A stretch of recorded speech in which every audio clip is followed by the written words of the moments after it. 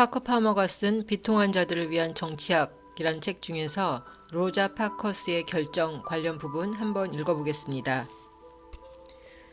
실천적인 정치 용어로 신화에 내재된 열망을 회복하고 그 성취를 위해 함께 나간다는 것은 무엇을 의미하는가? 그 질문에 대한 가장 훌륭한 대답을 얻으려면 사회 변화를 위한 위대한 사회 운동을 연구해 보면 된다.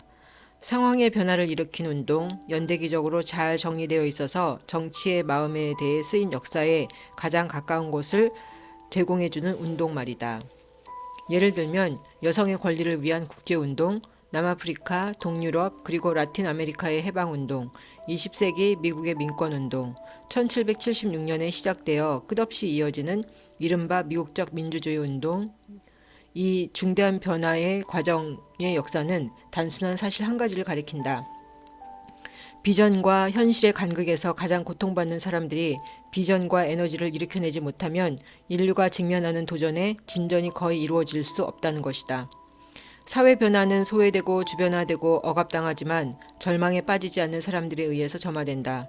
그들은 절망하는 대신 릴케의 조언대로 안으로 들어가서 우리 안에 갇혀있는 모든 이미지를 따라 가서 마음의 일을 함으로써 상황에 대응한다. 그들은 그 이미지들을 풀어낸 다음에 행동의 세계로 돌아온다. 세상을 자신의 인간성이 존중받는 곳으로 만들겠다는 결심으로 삶에 임한다. 제대로 된 상황에서라면 그들의 증언은 집단적 소망을 건드려 거기에 담긴 에너지로 마음의 열망에 세상을 근접시킬 수 있다.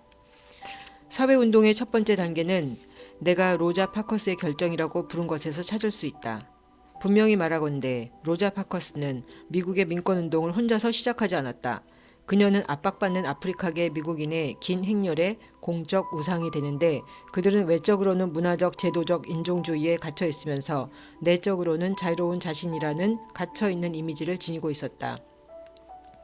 로자 파커스가 더 이상 분리된 채 살지 않겠다고 자신이 내적으로 알고 있는 진실이 드러나도록 외적으로 행동하겠다고 결심했을 때 그는 피압박자의 행렬에 서 있는 모두를 위해 발언한 것이다. 그는 바로 인간이었다. 온전하고 가치 있고 자유로운 사람이었다.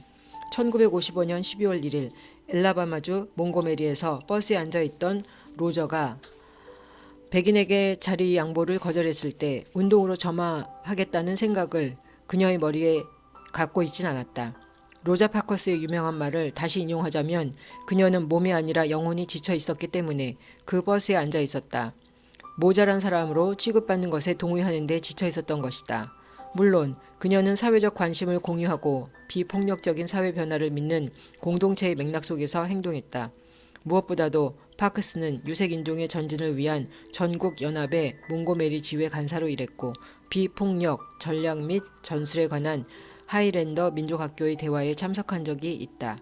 하지만 한 사람이 분리되지 않는 삶을 살겠다는 결정에 따라 행동하는 순간 전력에 대한 고려보다 훨씬 앞서서 마음의 요구라는 힘이 작동한다.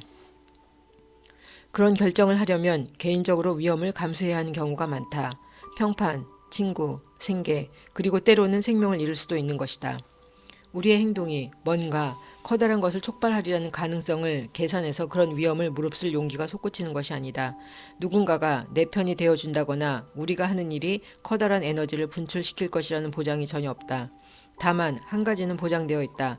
더 이상 분리된 채로 살지 않음으로써 우리는 적대적인 세계의 한가운데서 자신의 정체성과 성실성을 주장할 수 있다는 사실이다. 적지 않은 사람들이 입증하듯이 그 사실은 거기에 따를지 모르는 온갖 처벌을 충분히 상쇄하는 보상이다.